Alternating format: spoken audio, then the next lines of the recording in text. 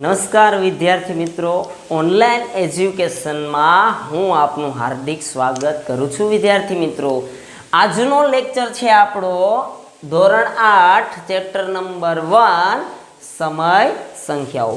સમય સંખ્યાઓ એમનો આપણે આજે અભ્યાસ કરવાનો છે. તો સૌ પ્રથમ આપણો ટોપિક છે પ્રાકૃતિક સંખ્યાઓ. તો વિદ્યાર્થી મિત્રો, તમે જાણો છો કે ભાઈ પ્રાકૃતિક સંખ્યાની શરૂઆત ક્યાંથી થાય છે? તો પ્રાકૃતિક સંખ્યાની શરૂઆત 1 2 3 ડોટ ડોટ ડોટ મતલબ અસંખ્ય સંખ્યાઓ સુધી, અને પ્રાકૃતિક સંખ્યાની નાનામાં નાની સંખ્યા કઈ છે? 1 છે. પ્રાકૃતિક સંખ્યાની આપણે મોટી સંખ્યા જોતી હોય તો મળી શકે નહીં. શા માટે? કારણ કે પ્રાકૃતિક સંખ્યાઓ અસંખ્ય છે, એટલે આપણને મોટી સંખ્યા મળી શકે નહીં. પ્રાકૃતિક સંખ્યાની નાની સંખ્યા કઈ થશે? 1 છે. અને પ્રાકૃતિક સંખ્યાને આપણે સંકેતમાં n તરીકે ઓળખવામાં આવે છે. વિદ્યાર્થી મિત્રો, હવે પછીનો નેક્સ્ટ ટાઈમ આપણે 8મું 9મું 10મું એમાં પ્રાકૃતિક સંખ્યા લખેલું નહીં આવે. n સંખ્યા બરાબર કેટલી? તો આપણે લખવાનું કે 1 2 3 ડોટ ડોટ ડોટ અસંખ્ય સુધી. એટલે ખાસ ધ્યાન તમે આપજો. એના પછી આવશે પૂર્ણ સંખ્યાઓ, જેને આપણે સંકેતમાં w તરીકે ઓળખવામાં આવે છે. જે w સંખ્યાની શરૂઆત યાની કે પૂર્ણ સંખ્યાની શરૂઆત આપણે થાય છે 0 થી, એટલે કે 0 1 2 3 ડોટ ડોટ થી અસંખ્ય સુધી. અને w સંખ્યાની નાની સંખ્યા 0 થશે, જેમની મોટી સંખ્યા આપણને મળી શકે નહીં. શા માટે? કારણ કે અસંખ્ય સંખ્યાઓ છે, એટલે આપણને મોટી સંખ્યા મળી શકે નહીં. હવે જે ટોપિક આપણે શીખવાનો છે એની માહિતી આપણે મેળવીએ કે ભાઈ પૂર્ણાંક સંખ્યાઓ. તો અગાઉના લેક્ચરમાં મેં તમને શીખવ્યું હતું કે ભાઈ પૂર્ણાંક સંખ્યાઓમાં કઈ કઈ સંખ્યાનો સમાવેશ થાય. પૂર્ણાંક સંખ્યામાં તો કે ધન પૂર્ણાંક, ઋણ પૂર્ણાંક અને શૂન્યનો સમાવેશ થાય. જોજો, ધ્યાન આપજો ભાઈ. પૂર્ણાંક સંખ્યાઓમાં કઈ કઈ સંખ્યાનો સમાવેશ થાય? તો કે ધન પૂર્ણાંક, ઋણ પૂર્ણાંક અને શૂન્ય. તો જો અહીંયા મેં તમને એક્ઝામ્પલ આપ્યું છે, જેને સંકેતમાં આપણે i તરીકે ઓળખવામાં આવે છે. જો મેં અહીંયા લીધું છે ઉદાહરણ -4 -3 -2 -1 0 1 2 3 4. બંને બાજુ ડોટ ડોટ છે, એટલે બંને બાજુ અસંખ્ય સુધી વિસ્તરેલી છે. આમ તમે માઇનસમાં જાઓ, ઋણ પૂર્ણાંકમાં આગળ, એ પણ અસંખ્ય સુધી વિસ્તરેલું છે. અને ધન પૂર્ણાંકમાં પણ તમે આગળ જાઓ તો એમ પણ અસંખ્ય સુધી વિસ્તરેલું છે. એ પણ બંને બાજુ અસંખ્ય છે. પરંતુ આ એક ટોપિક પૂછાઈ જાય કે ભાઈ પૂર્ણાંક સંખ્યાઓમાં કઈ કઈ સંખ્યાઓનો સમાવેશ થાય? તો કે ધન પૂર્ણાંક, ઋણ પૂર્ણાંક અને શૂન્યનો સમાવેશ થાય છે. ખાસ ધ્યાન આપજો. એટલે એમનું તમને એક્ઝામ્પલ મેં અહીંયા આપેલું છે. હવે પછીનો ટોપિક આપણો આવ્યો છે સમય સંખ્યા, જે આપણા ચેપ્ટરમાં શીખવાનું છે. તો વિદ્યાર્થી મિત્રો, સમય સંખ્યાઓમાં કઈ કઈ સંખ્યાઓ આવે છે? સમય સંખ્યામાં આવે છે જે આપણે ધોરણ 5માં શીખાતા, તો કે પ્રાકૃતિક અને પૂર્ણ. 6 7માં શીખા છે આપણે કેવી સંખ્યાઓ? તો કે પ્રાકૃતિક સંખ્યાઓ. તો કે પ્રાકૃતિક, પૂર્ણ, પૂર્ણાંક સંખ્યાઓનો અભ્યાસ કર્યો છે. પણ હવે જે આપણું આવ્યું છે એ સમય સંખ્યા. તો સમય સંખ્યામાં અત્યાર સુધી જેટલી પણ સંખ્યાઓનો અભ્યાસ કરવાનો છે બધું આવી જશે. જો અહીંયા મેં ઉદાહરણ, જેને સંકેતમાં આપણે r તરીકે ઓળખવામાં આવે છે, જો એમાં માઇનસ એ આવશે, છેદ અંશમાં પણ આવશે, શૂન્ય પણ આવશે. આવ્યું છે? તો આ તમામ સંખ્યાઓ અને બે સમય સંખ્યા વચ્ચે, જો એક ટોપિક એ પણ તમને નોંધાવી દઉં કે બે સમય સંખ્યા વચ્ચે અસંખ્ય સંખ્યાઓ છે. અસંખ્ય સંખ્યાઓ હોય છે. તમે જાણો છો, એક ઉદાહરણ તમને આપું કે તમને એમ કહેવામાં આવે એક્ઝામ્પલ તરીકે કે 1 અને 2 ની વચ્ચે કેટલી સમય સંખ્યા છે. જો સમય સંખ્યા કહેવામાં આવે તો જ પ્રાકૃતિક કહેવામાં આવે, પૂર્ણ આવે તો કાંઈ છે નહીં, પરંતુ જો સમય સંખ્યા કહેવામાં આવે ને તો આ 1 અને 2 વચ્ચે અસંખ્ય સંખ્યાઓ છે, સમય સંખ્યાઓ. હું એક ઉદાહરણ આપું, જો 1.1, 1.2, 1.3, 1.4, 1.5, 1.6, 1.7 છે વગેરે. હવે આ બે વચ્ચે પણ અસંખ્ય સમય સંખ્યા છે. જોજો 1.01, 1.02 એમ બે સંખ્યા વચ્ચે અસંખ્ય સમય સંખ્યાઓ આપેલી છે. તો વિદ્યાર્થી મિત્રો, મને આશા છે કે આ 3 ટોપિકો તમને સમજાઈ ગયા હશે. ફરી એકવાર કહી દઉં, પ્રાકૃતિક સંખ્યાને સંકેતમાં n, જેની શરૂઆત 1 થી થાય છે અને અસંખ્ય સુધી. પૂર્ણ સંખ્યાઓની શરૂઆતની સંકેતમાં આપણે w કહે છે, જેની શરૂઆત 0 થી થાય છે અને અસંખ્ય સુધી થાય છે. પૂર્ણાંક સંખ્યાઓમાં કઈ કઈ સંખ્યાનો સમાવેશ થાય? તો કે ધન પૂર્ણાંક, ઋણ પૂર્ણાંક અને શૂન્યનો સમાવેશ થાય. જ્યારે સમય સંખ્યાઓ આવે છે તો સમય સંખ્યાઓ બે સમય સંખ્યા વચ્ચે અસંખ્ય સમય સંખ્યાઓ હોય છે, જે આપણે આ ટોપિકમાં શીખેલા છે. તો વિદ્યાર્થી મિત્રો, હવે આપણા ચેપ્ટરની શરૂઆત કરવા જઈ રહ્યા છે. તો આપણો પહેલો ટોપિક છે સમય સંખ્યાનો ગુણધર્મ. હવે સમય સંખ્યાનો ગુણધર્મમાં પહેલો ટોપિક છે સવૃંતતા, યાની કે નજીકનું લાગુ પડતું હોય તે. આ શબ્દ તમારા માટે નવીન હશે, સવૃંતતા, પણ જેમ આપણે એમનો અભ્યાસ કરશું એમ તમને સમજાઈ જશે એટલે કે સવૃંતતા શું છે. તો એમાં આપણું પહેલું ટોપિક આવ્યું છે પૂર્ણ સંખ્યાઓ. કે પૂર્ણ સંખ્યાઓમાં અહીંયા 4 પ્રક્રિયાઓ આપેલી છે: સરવાળા, બાદબાકી, ગુણાકાર, ભાગાકાર. તો આ કોષ્ટકમાં અહીંયા ઉદાહરણ બતાવવાના છે અને અહીંયા તમારે કહેવાનું કે સવૃંતતા છે કે નહીં. તો વિદ્યાર્થી મિત્રો, પહેલી પ્રોસેસ આપણી આવશે સરવાળો. તો સરવાળો યાની કે પૂર્ણ સંખ્યાઓનો પૂર્ણ સંખ્યા સાથે સરવાળો કરવામાં આવે તો આપણને પૂર્ણ સંખ્યા જ મળે. એવું ક્યારે બન્યું કે 3નો અને 7નો સરવાળો કરે ને માઇનસમાં મળે? એવું બન્યું નહીં. તમે જાણો છો કે ભાઈ પૂર્ણ સંખ્યા, આપણને અગાઉનું ટોપિક મેં તમને સમજાવ્યું હતું. જો અહીંયા ટોપિક જ આપ્યો છે પૂર્ણ સંખ્યા. તો પૂર્ણ સંખ્યાની શરૂઆત ક્યાંથી થાય? તો કે 0 થી થાય. બરાબર છે, 0 થી લઈને અસંખ્ય. તો કોઈ પણ તમે ઉદાહરણ તમને આપું કે ભાઈ પૂર્ણ સંખ્યા લઈ લો 3. પૂર્ણ સંખ્યાનો પૂર્ણ સંખ્યા સાથે સરવાળો કરો, શું પૂર્ણ સંખ્યા જ મળે? તો કે 3 માં 7 ઉમેરો એટલે 10. તો આ 10 કેવી સંખ્યા છે? પૂર્ણ સંખ્યા છે ને? બરાબર છે. તો આમાં એ સવૃંતતા છે. તો આપણે હા લખવાનું. તો ઉદાહરણ લખીએ આપણે: પૂર્ણ સંખ્યાનો સરવાળો પૂર્ણ સંખ્યા સાથે કરવામાં આવે તો જવાબ હંમેશને માટે પૂર્ણ જ મળે. કોઈ દી ઋણ મળ્યું નહીં, કારણ કે પૂર્ણ સંખ્યાનો સરવાળો જો પૂર્ણ સંખ્યા સાથે કરવામાં આવે તો હંમેશને માટેનો જવાબ છે એ પૂર્ણ જ મળે. એટલે આ પૂર્ણ સંખ્યાઓ સવૃંત છે કે નહીં તો આપણે લખવાનું છે. ત્યાર પછી બાદબાકી આવ્યું છે વિદ્યાર્થી મિત્રો. તો બાદબાકીમાં એવું થશે, એનું ઉદાહરણ લઈએ આપણે. આ છે એ સરવાળાનું ઉદાહરણ છે. હવે આવ્યું છે બાદબાકીનું. આપણે એક ઉદાહરણ લઈએ કે બાદબાકીમાં પૂર્ણ સંખ્યાઓ. તો કે પૂર્ણ સંખ્યાની શરૂઆત ક્યાંથી થાય? તો કે 0 થી થાય. બરાબર છે. હવે એવું કહેવામાં આવ્યું છે કે ભાઈ પૂર્ણ સંખ્યાનો પૂર્ણ સંખ્યા સાથે બાદબાકી કરતા પૂર્ણ સંખ્યા મળે ન મળી શકે. માની લો કે ચાલો હું એનું ઉદાહરણ લઉં કે 3 - 7 +3 છે અને 7 માઇનસ છે. એટલે પ્લસ માઇનસ માઇનસ, મોટી સંખ્યામાંથી નાની સંખ્યા બાદ થાય એટલે 7 માંથી 3 બાદ થાય એટલે 4, મોટા પદની નિશાની. તો આનો જવાબ આવ્યો -4. રાઈટ? કારણ કે પૂર્ણ સંખ્યાઓમાં શું કીધું છે કે પૂર્ણ સંખ્યાની બાદબાકી પૂર્ણ સંખ્યા સાથે કરવામાં આવે તો પૂર્ણ સંખ્યા મળે. મળ્યો પૂર્ણ સંખ્યા? નહીં. તો આમાં આવશે નહીં. કારણ કે પૂર્ણ સંખ્યાની બાદબાકી જો પૂર્ણ સંખ્યા સાથે કરવામાં આવે તો પૂર્ણ સંખ્યા જ મળવી જોઈએ. પછી હા, અમુક બાદબાકીમાં પૂર્ણ સંખ્યા મળે. હાલો 4 માંથી 3 બાદ કરો એટલે જવાબ આવ્યો 1.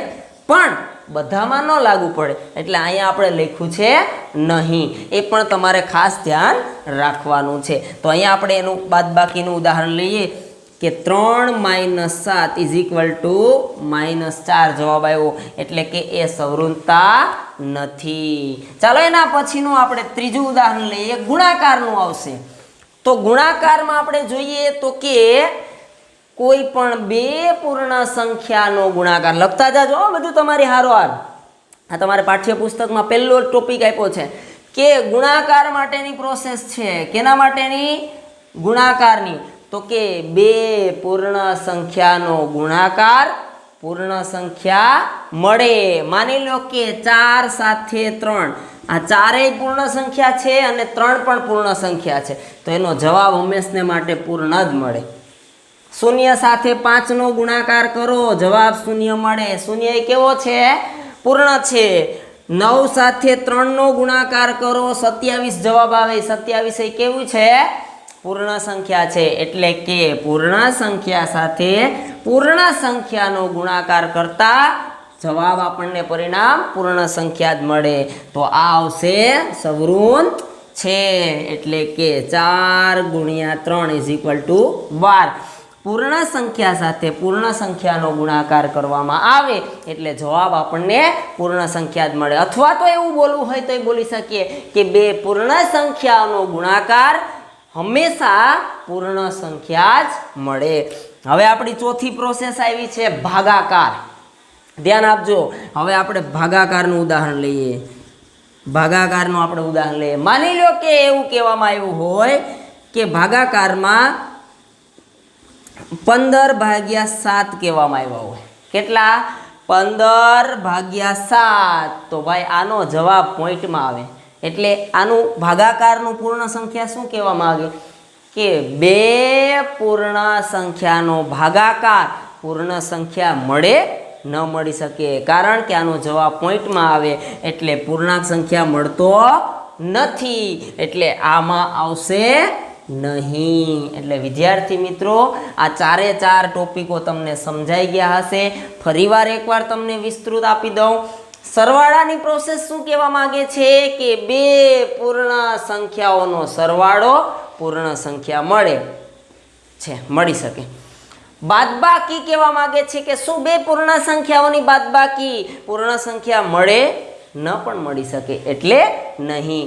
ગુણાકાર માટે બે પૂર્ણ સંખ્યાઓનો ગુણાકાર પૂર્ણ સંખ્યા મળે? તો કે હા, કોઈ પણ બે પૂર્ણ સંખ્યા લઈ લો. કારણ કે પૂર્ણ સંખ્યાની શરૂઆત 0 થી લઈને અસંખ્ય સંખ્યાઓ સુધી લે તો તમે કોઈ પણ ઉદાહરણ લઈ શકો. તો મેં અહીંયા 4 અને 3 બે પૂર્ણ સંખ્યા છે, એ બેનો મલ્ટીપ્લાય કરો એટલે જવાબ આપણને શું મળે? 12 મળે. એ 12 કેવા છે? પૂર્ણ સંખ્યા છે. એટલે કે તે પૂર્ણ સંખ્યાઓ સવૃત્ત છે. અને છેલ્લો ટોપિક આવ્યો છે ભાગાકાર. તો કે બે પૂર્ણ સંખ્યાઓનો ભાગાકાર પૂર્ણ સંખ્યા મળી ન શકે. શા માટે? કારણ કે 15/7 તો આનો જવાબ પોઈન્ટમાં આવે. તો પૂર્ણ સંખ્યાઓ પોઈન્ટમાં હોતી નથી, કારણ કે એની શરૂઆત 0 થી લઈને અસંખ્ય સુધી હોય છે, તો એમાં પોઈન્ટ આવતો નથી. એટલે ભાગાકારમાં પૂર્ણ સંખ્યા સવૃત્ત નહીં. તો વિદ્યાર્થી મિત્રો, આ છે એ ટોપિક. તમે ઉદાહરણ આવા ઘણા ઉદાહરણો તમે બનાવી શકો. તો આપણે આ ગુણધર્મમાં પહેલો જોયો સમય સંખ્યાનો ગુણધર્મ, એમાં સવૃત્તતા, અને સવૃત્તતામાં પહેલો ટોપિક આવ્યો છે પૂર્ણ સંખ્યા. હવે પછીનો આપણે બીજા ટોપિક ઉપર જશું. તો વિદ્યાર્થી મિત્રો, હવે આપણે સવૃત્તતાનો બીજા ટોપિક તરફ આપણે જઈએ, પૂર્ણાંક સંખ્યા. તો તમને ખ્યાલ છે કે ભાઈ પૂર્ણાંક સંખ્યાઓમાં કઈ કઈ સંખ્યાનો સમાવેશ થાય? તો કે ભાઈ પૂર્ણાંક સંખ્યાઓમાં ધન, ઋણ અને શૂન્ય. તો અહીંયા હું તમને એ પણ લખી દઉં કે પૂર્ણાંક સંખ્યામાં ધન સંખ્યા, ઋણ અને શૂન્યનો સમાવેશ થાય. આ પૂર્ણાંક સંખ્યા. તો એમનો જ નિયમ આવ્યો છે.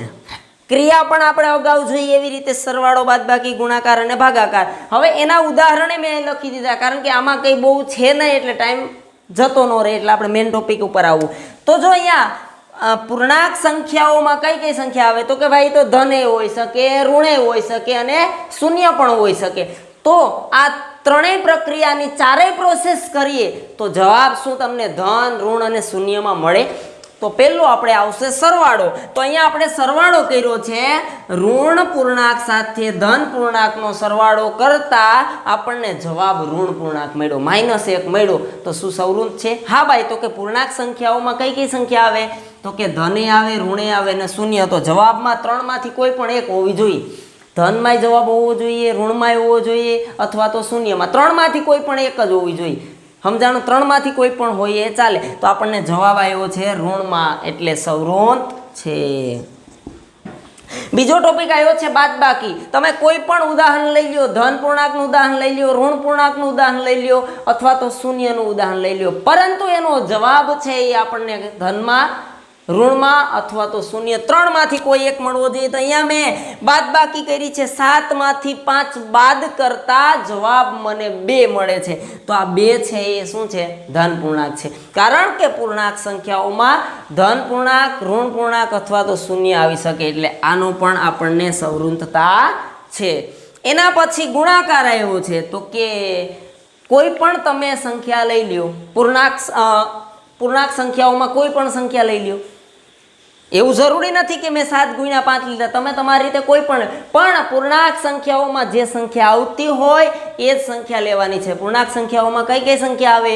ધન પૂર્ણાંક, ઋણ પૂર્ણાંક અને શૂન્ય. તો એ જ સંખ્યા લઈ લેવાની. તો અહીંયા મેં સંખ્યા લીધી છે, 2 ધન લીધા છે, 7 × 5 = 35, એટલે આ એ ધન પૂર્ણાંક છે, આ એ ધન પૂર્ણાંક. તો જવાબ એ ધન એ આવે. ઋણમાં એ હોય તો એ ચાલે અને શૂન્યમાં હોય તો પણ ચાલે. તો એ પણ એ સવૃંત છે. ત્યાર પછી આવ્યા છે ભાગાકાર. તો ભાગાકારનું અહીંયા આપ્યા છે 5/7 એવું કીધું છે. તો આ 5/7 એટલે એ અપૂર્ણાંક થઈ ગયું. તો પૂર્ણાંક સંખ્યાઓમાં અપૂર્ણાંકનો સમાવેશ થતો નથી, એટલે એ સવૃંત નથી. તો વિદ્યાર્થી મિત્રો, હવે તમને ફટાફટ ટોપિકો સમજવા મળશે. આપણે આ 2 કોઠાના ઉદાહરણો જોયા છે. તો ફરી એકવાર નજર કરી લ્યો કે આ ઉદાહરણ સવૃંતતાનો છે. જોઈ લ્યો તમે ભાઈ એકવાર, અહીં ખાસ ધ્યાન આપો. પ્રોસેસ કઈ કઈ છે? પૂર્ણાંક સંખ્યાઓમાં ક્રિયા 4 પ્રોસેસ બધીમાં આવવાની છે. એમના ઉદાહરણ લખ્યા છે અને ઉદાહરણ પછી જોયું કે સવૃંત છે કે નહીં. તો આ કોઠો તમે એકવાર ઉતારી લ્યો. તો વિદ્યાર્થી મિત્રો, હવેનો ટોપિક આવ્યો છે આપણે સમય સંખ્યા. તમને ખ્યાલ હોવી જોઈએ કે ભાઈ સમય સંખ્યાઓમાં કઈ કઈ સંખ્યાનો સમાવેશ થાય. તો ભાઈ સમય સંખ્યાઓમાં બધી સંખ્યાઓનો સમાવેશ થાય. ધને હોય, ઋણે હોય, અપૂર્ણાંકે હોય, દશાંશ અપૂર્ણાંકે હોય, આવી બધી સંખ્યાઓનો સમય સંખ્યામાં સમાવેશ થાય. તો પહેલી પ્રોસેસ આપણી લીધી છે સરવાળો. જો તો આનું આપણે ઉદાહરણ જોવું છે કે સવૃંત છે કે નહીં. પહેલો ટોપિક કે આપ્યો છે, તો આ એક આપણું એક ઉદાહરણ આપ્યું, 3/8 + -5/7. તો પહેલું જોતા બંનેના છેદ સરખા નથી. છેદ સરખા નથી તો એનો આપણે શું કરવું પડશે? લસા લેવો પડશે. તો 8નો અને 7નો લસા થશે કેટલો? 56 લસા થશે. કેટલો? હવે જોજો, 8 ને 7 આરે ગુણીએ એટલે 8 × 7 = 56 અને 3ને જે સંખ્યાને છેદ વડે ગુણ્યો હોય એ સંખ્યાને જ અંશ વડે ગુણવાનો. તો 8 ને 7 વડે ગુણતા 56 અને 3ને પણ 7 વડે ગુણતા 3 × 7 = 21. એના પછી આપણે જોઈએ, હવે 7નો વારો આવ્યો. તો 7ને કઈ સંખ્યા વડે ગુણીએ તો જવાબ 56 આવશે? તો કે 7 × 8 = 56. તો આને 8 વડે ગુણતા 56, તો 5ને પણ 8 વડે ગુણીએ તો 5 × 8 = 40 ± રેડી. હવે જોજો વિદ્યાર્થી મિત્રો, માઇનસ પ્લસ કેવા થઈ જાય? માઇનસ. બેયના છેદ હરખા થઈ ગયા ભાઈ. 40/56. હવે આમનું આપણે સાદું રૂપ આપી દઈએ. પ્લસ માઇનસ માઇનસ, 40માંથી 21 બાદ કરો એટલે જવાબ આવશે 19. મોટા પદની નિશાની, યાની કે 19 - 19/56. તો આ છે એ સમય સંખ્યા છે. તો કે હા ભાઈ, મેં કીધું હતું ને અપૂર્ણાંકમાં હોય, પૂર્ણાંકમાં હોય તો આ સમય સંખ્યાઓ આવે છે.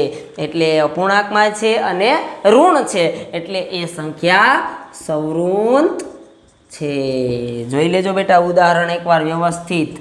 સમજાઈ ગયું? પહેલાં મેં શું કામ કર્યું? બેના છેદ સરખા ન હતા એટલે એમનો લસા લીધો એટલે કેટલો લસા આવ્યો? તો કે 56.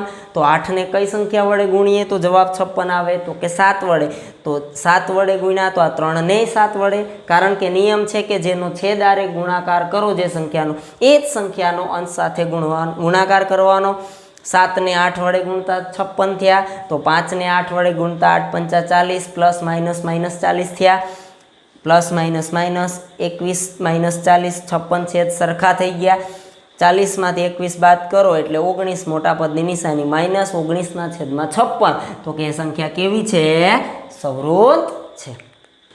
હવે સમય સંખ્યામાં એનો બીજો ટોપિક આવ્યો છે બાદબાકી. તો અહીંયા મેં એક ઉદાહરણ લીધું, 5/8 માઇનસ 4/5. તો આની પ્રોસેસ થતાં જવાબ આવતા શું એ સવૃત્ત છે? તો આપણે પહેલાં એનો દાખલો ગણવો પડે, જોવું પડે. તો પહેલાં જોઈએ આ પૂર્ણાંક આપણે ધોરણ 7માં શીખી ગયા છે કે બેયના છેદ સરખા ન હોય એટલે આપણે શું કરવું પડે? લસા લેવો પડે. તો 8 અને 5નો લસા કેટલો થશે? 40 લસા થશે. હવે શું કરવાનું? તો કે બેયના છેદને એવી સંખ્યા વડે ગુણવાનો કે જેમનો જવાબ 40. હવે તો 8ને આપણે કઈ સંખ્યા વડે ગુણીએ તો જવાબ 40 આવશે? 5 વડે. તો કે 8 પંચા 40. તો છેદને જે સંખ્યા વડે ગુણો એ જ સંખ્યાને અંશ વડે ગુણો. 25 25 માઇનસ. હવે આ 5ને કઈ સંખ્યા વડે ગુણીએ તો કે 8 વડે, તો 40 થયા.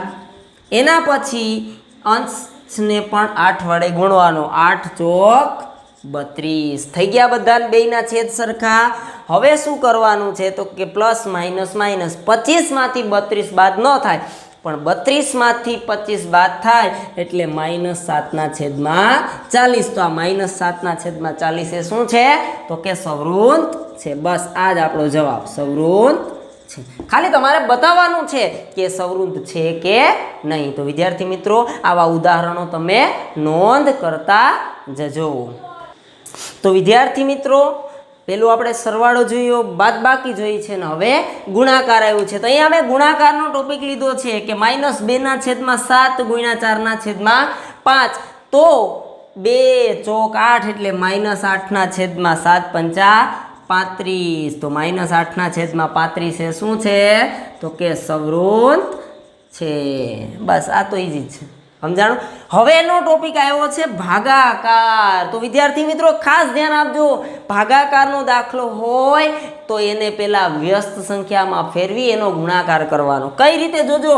-5/3 ભાગાકાર છે તો નિશાની ગુણાકારની થઈ જશે અને એની સામેની સંખ્યા છે એની વ્યસ્ત સંખ્યા ફરી જશે. એટલે 2/5ની વ્યસ્ત સંખ્યા 5/2 થઈ ગઈ. બસ હવે કાંઈ નથી કરવાનું. 25 25 પ્લસ માઇનસ માઇનસ એટલે -25 ને 3 દુ 6 એટલે -25/6. તો એ સવૃત્ત છે.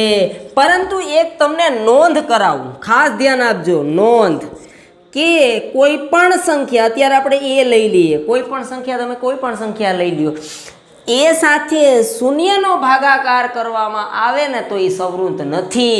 કારણ કે શૂન્ય એ વ્યાખ્યાયિત છે, તેથી તે સવૃત્ત નથી. આ ખાસ ધ્યાન આપજો કે કોઈ પણ સંખ્યાનો ભાગાકાર સમય સંખ્યામાં કરવામાં આવે પણ શૂન્ય હોય તો એ સવૃત્ત થશે નહીં. શૂન્ય નહીં હોય તો એ સવૃત્ત છે.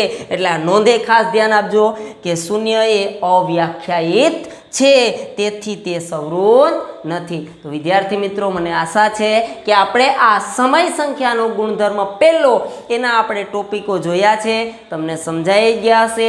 ન સમજાય તો વિદ્યાર્થી મિત્રો આ વિડીયોને રિવાઇન્ડ કરીને તમે જોઈ શકો અને મને આશા છે કે આ વિડીયો તમને સમજાઈ જશે, પસંદ આવશે. અને જો તમે આ ચેનલમાં ફરી એકવાર પહેલીવાર આવેલા હોય તો આ ચેનલને લાઈક કરજો, શેર કરજો અને સબસ્ક્રાઈબ કરજો. અસ્તુ.